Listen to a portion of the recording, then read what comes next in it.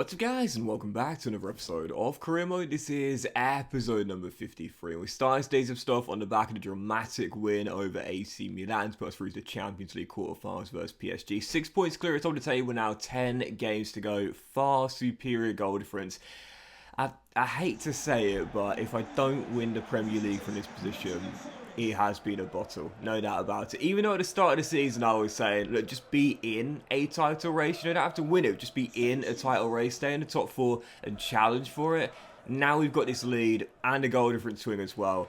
No doubt about it. 10 games to go. This is mine to lose. So heading into the game on the back of the win over AC Milan. Two brilliant legs over the Italian giants put us through to the quarterfinals of the Champions League.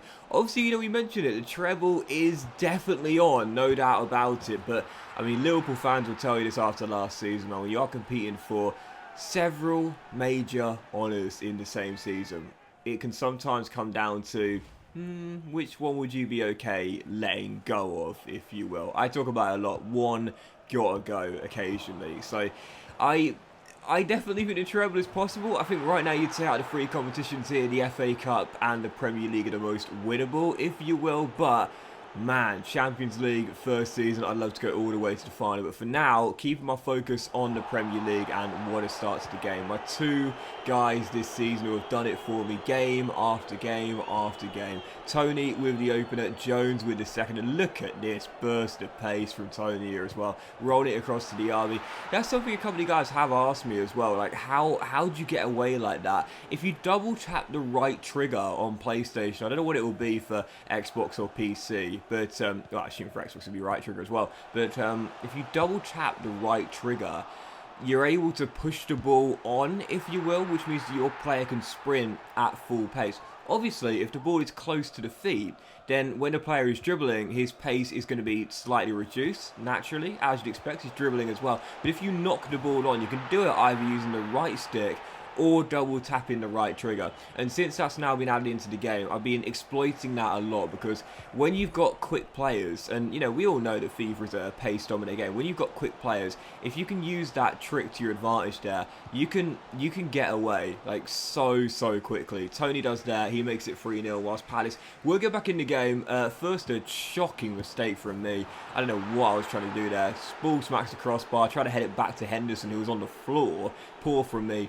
One of the new gens got Palace back in the game, made it 3-2 later on, but thankfully it came in vain. Comeback ended by you know who. The shocker, Ivan Toney. Yep, 2 for Tony, 1 for Diaby. He's been really solid for me this year, Diaby. Well, signing from Leverkusen for 100 mil. He's done pretty well, to be fair. Don't get me wrong, but obviously that was like a cutback goal. But he's got a few goals for me this season, and obviously, as you see here, Tavernier comes to me afterwards and says, "Boss, I've got to be honest with you. I think me not getting games is starting to damage my career. I want to get away and make a fresh start somewhere else." So Marcus requests a transfer, gets put on the transfer list as we finally promote one of our two youth players in the academy. I love that it takes so much longer now for a youth player to become unsettled. Much more realistic. But yeah, Tavernier, one of our two clubs, now in the transfer list. One Real Sociedad and the other was Arsenal. Obviously turned down the Spanish bid, but did accept the one from Arsenal. That to me is a little bit more realistic. Again, I was mentioning there with Diaby, Tavernier has barely played this season. Like, he's barely had any games whatsoever in this team, and that's because Diaby has come in and done pretty well, to be fair. Last season, Lincoln did his ACL like 9 games into the season, and Tavernier would start awful lot of games on that right-hand side, but didn't really get much for me in terms of goals and assists. And I did wonder whether it was because, normally most of my players played down the left or played through the middle, with Rodri or Curtis getting involved as the assist makers. But actually, I think maybe I just didn't really get on with Marcus last season, because Diaby's come in and he's done pretty well, to be fair. So yeah, I'm fine with Tavernier going. He'll be off to Arsenal for next season for £18 million. Totally fine with that, and reasonably realistic as well. So April comes around. We have got an 8-point gap now on Manchester United. 9 games to go. Far superior goal record, and I'll say it once again for the people in the back. If I bottle this, it is my worst bottle job ever. Well, actually, I say that, it will be up there, because I remember last year I was doing an Arminia Bielefeld career mode, and you guys would have watched that. It was my Bundesliga career mode back in the winter of 2022. You'll remember we had an 8-point lead against Bayern Munich, I think it was, with about 6 games to go, and I bottled that title there. I lost 2 of the final 3 games and ended up losing it to Bayern. So yeah, I guess it might not be the worst bottled job, but it will definitely be up there. But again, right now we are trying to keep our treble dreams alive, and oftentimes when you're doing that, you can start to feel a little bit burnt out, a little bit too tired, and start to slip up. We might have come through Crystal Palace, but following game, tough one here against Liverpool. Darwin Núñez, man, he is unreal on FIFA. Seriously, he's such a great young forward, and I know that he's had a bit of an inconsistent start to his Liverpool career, but I've mentioned before, he's a really powerful forward. He will be okay. Like really, I mean, obviously he lashed out against I think it was Anderson at Palace, I think it was, you know, for that headbutt. Obviously, you know, he had a mini goal drought as well. It took him a while to score his first goal at Anfield. He'll be fine. Like, he'll be fine. He's a really powerful striker. I mentioned before, he's got that kind of bully-esque kind of vibe to him. Does remind me a bit of Didier Drogba. He'll be fine. Like, he'll be totally fine. Sometimes it takes time for players to adjust to the Premier League. Look, not everyone can be Erling Haaland, but I think he'll be alright. I think he'll adjust in time. He scored the opening goal of this game. We came back to lead as well. Tony with our second before that, 2-2 for Moussa Diaby. Yep, our French winger showing why we won't miss Marcus when he goes to the Emirates. Still leading by a goal, trying to close the game out. The Reds had a few chances late on, and they would find a leveller as well through João Pedro. So frustrating. To be fair, I don't think I would have deserved to win this game. I didn't play very well. I got 2 chances. I scored them both. But I thought Liverpool were the better team, to be fair. Henderson made a great save towards the end of the game as well. Almost bailed me out and helped me get the 3 points. But really, I wasn't surprised. I lost it come the end of the game. You know, those late goals are so common. I didn't play very well in this game. The stats were very even. But yeah, for the most part, I wasn't at my best in this one. Darwin Núñez over the goal and setting up João Pedro as well. He's now 89 rated in the game. I think he's got 89 potential in FIFA as well. So he's maxed out now. But honestly, man, he is a tank in this year's FIFA. He is so assertive, so hard to stop. Anyway, following game on the back of the 2-2 draw there, slipping up right in the death, 2 points drop. Manchester United having a chance to cut the gap on us to the top of the table. Had to put it right to the back of my mind for the following game. Why is that? Well, we're now taking on last year's beaten finalists to Barcelona, Paris Saint-Germain, in the Champions League quarter-final first leg at the Parc des Princes. And this side of the team was looking, obviously, a bit of change. Marc Cucurella is in from Chelsea, and they brought in Jimenez, Kim Min-jae, who was an amazing centre-half in this year's FIFA. Marquinhos is still there, though, as captain, 90 overall. And, of course, don't forget, we sold them Senesi in the summer window as well. They brought in Prabega, Thomas Lemar, Thiago, 90 rated, Federico Valverde, Luis Diaz is there too, and Kylian Mbappe, now 95 overall with 99 acceleration and sprint speed, and a great finish on him as well. Christian Pulisic, interestingly enough, is the guy they've brought in to replace Lionel Messi, and Diaz is now starting ahead and Neymar on the left-hand side. So, yeah, no doubt about it. Unbelievable team, and heading into this game, we're underdogs, let's be honest here. I mean, we got through Milan, but we had to come back to beat them in, well, first leg and the second leg as well. So, heading into this one here, Parc des Princes away. We had a slow, sluggish start at San Siro in the first knockout round. We were 2-0 down in the first half. Heading into this game, I'll be honest here, I was not feeling one bit confident. On the back of the draw with Liverpool, just coming through AC Milan with those late heroics to the City ground, I did not feel optimistic. So starting the game off, 25 minutes in, unsurprisingly, PSG with the first chance, and what a block this was by William. Yeah, I don't include defensive highlights very often, but that was a goal-saving block from the former Arsenal centre-half on Kylian Mbappe. Amazing last-ditch block there, and it's still 0-0. 37 minutes in, our first chance of the game, Fred finds a pocket of space, runs through it, rolls it through. Taiwo does it again! Unbelievable! This guy, I swear, man, honestly, like, you might have these strikers like I do. They can only ever seem to do it in, like, one competition.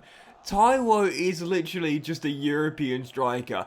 Ivan Toney, my hero, is on the bench for PSG away. Why is that? Because Taiwo is a tank in Europe. 8 goals in 9, catches GG out, and we're in front of PSG. But the lead would go 15 minutes into the second half. brought in Luis Diaz from Liverpool, and what a strike that was by the South American. Dean is class, but you could have Henderson, Gazaniga, and that academy kid we got out in our reserves right now between the sticks. No one is stopping that. What a strike. It's 1-1. We're on level terms, and with 3 minutes to go. Oh my God.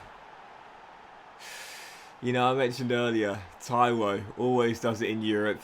He was always going to start, as was this guy. I took off Taiwo for Tony with 10 minutes to go, and the shocker doesn't get the goal, but rolls through Curtis Jones. Unbelievable. What a season. You know, I mentioned before, like, this guy, like, he's I would say he's come from nowhere, but last season, he was alright, it was okay in his debut season for us, but this year, second highest scorer in the league, 6 goals in 8 in the Champions League, and the game winner with 3 minutes to go. You see the stats here as well. I will be honest, this was not a great game. This was a really, really tough game. Neither side was able to break down the other one and get many chances. It was a very defence-based game. You know, very little very little opportunities being given up by either side in that one. But right at the death there, I caught PSG napping. We won the throw, and I saw that Brennan Johnson had a bit of space. So what I did is I switched to the receiver with the right stick, and I was able to drag him even further into space on the right hand side. And I just saw behind Brennan Johnson, Tony and Jones. I knew if I just quickly offloaded the ball with Johnson, one man's going to come to Tony, and that's going to free Curtis Jones up. Like, there's not enough players to mark up both shirts. So I knew that I was going to be able to get a free one-on-one there unless PSG quickly reacted. They didn't, so I just thought, right, I'll take advantage of it. Quick little throw, use the receiver. That's a really quick tip that I do recommend for you guys as well. When you are taking throws, like, honestly, most of the time, switch to the receiver. I know it sounds ridiculous, but long throws nowadays don't really work in FIFA, because of the overpowerness of goalkeepers when coming out for crosses. But yeah, like, seriously, like, if you don't have space with your player to throw to, switch to the receiver. Use the right stick, flick to the receiver, choose your man, and you'll be able to drag them away from the opponents marking up, because they never seem to react on time. It's really strange, but they always seem to allow the man to get away and find a bit of space. No one ever tightly marks from throw-ins. It's really strange, like, genuinely strange, especially at this level. But honestly, I recommend taking advantage of it. You know, flicking the right stick, switching to receiver, dragging your player out, giving him a bit of space, and you might be able to find a pocket to run into with a teammate. Exactly what we did there. Curtis Jones with the game winner at the Parc des Princes. The underdogs scrape through with a late winner, and we are heading back to the City Ground, 90 minutes away from the Champions League semi. But before we get there, following game on the weekend, Southampton at home. Ralph Hasenhüttl's side just above the drop zone. Needed to return to winning ways in the league here. Can't allow Manchester United back into this title race. Well, we had 2 separate leads and threw them away both times. Yeah, first, an amazing goal from Balogun. Unbelievable bit of skill and finish as well. And then late on in the game, once again, deja vu. Yep, great save by Henderson. Ball drops right back to Aribo, and the former Rangers man makes it 2-2. Talk about deja vu. How I didn't win this game, I've got absolutely no idea. One of those games where I just couldn't believe I failed to close it out. Players are gassed right now, absolutely exhausted. I'm constantly rotating my side, taking off starters midway through games. Kind of cost me in that game there, taking off starters, and my backup side couldn't close the game out. And it means now, 7 games to go, back-to-back draws. Manchester United have cut the gap to 4. We still got destiny in our own hands. We still got the superior goal difference record as well, but an 8-point gap cut in half in 2 games. Can't be doing that against the AI on Ultimate. But that will end today's episode of Korean, guys. Big thank you for watching. Hope you have enjoyed it. If you have, then please do drop a like. Most love to you all. Have a fantastic day, and I'll see you for the next episode of Korean, featuring the second leg against PSG very soon.